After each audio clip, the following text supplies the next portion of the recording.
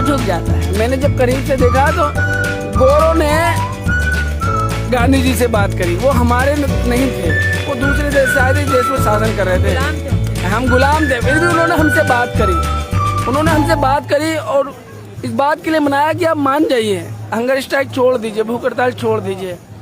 ऐसे कई वाक़ये इस देश में गुजरे हैं जब कोई एक्टिविस्ट या कोई बुद्धिजीवी वर्ग से आने वाला व्यक्ति सरकार के सामने भूखा बैठ गया और जिस तरीके से एक बच्चा अपने माता पिता के सामने नहीं खाऊंगा, मुझे ये चाहिए या वो चाहिए, उसकी वाजिब मांगे माँ बाप मानते हैं और जो नहीं मानने की नहीं मानते हैं। तो रास्ता तो माँ बाप और बच्चे के बीच में भी आता है।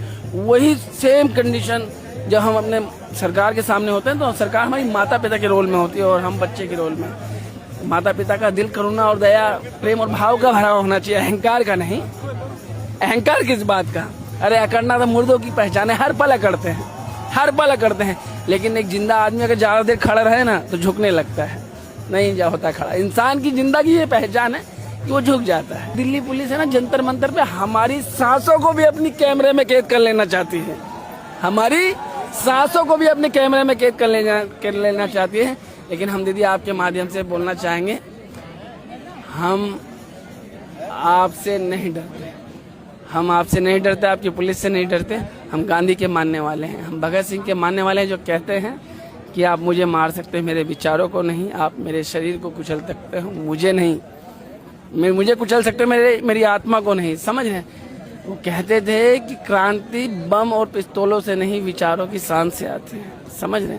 तो हम विचारों के मानने वाले लोग हैं। हम गांधी के तरीके 20 तारीख को जाएंगे और मोदी जी के करीब समक्ष होकर खड़े होंगे और बोलेंगे, हे गुरुदेव, बहुत पीड़ा है।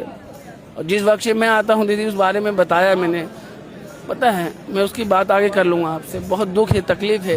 इस तेजी से दौड़ती अर्थव्यवस्था का लाभ इस देश की चुनिंदा कुछ वर्ग के लोग उठा रहे हैं और पूरी आबादी आज भी शोषित, वंचित और पीड़ित है।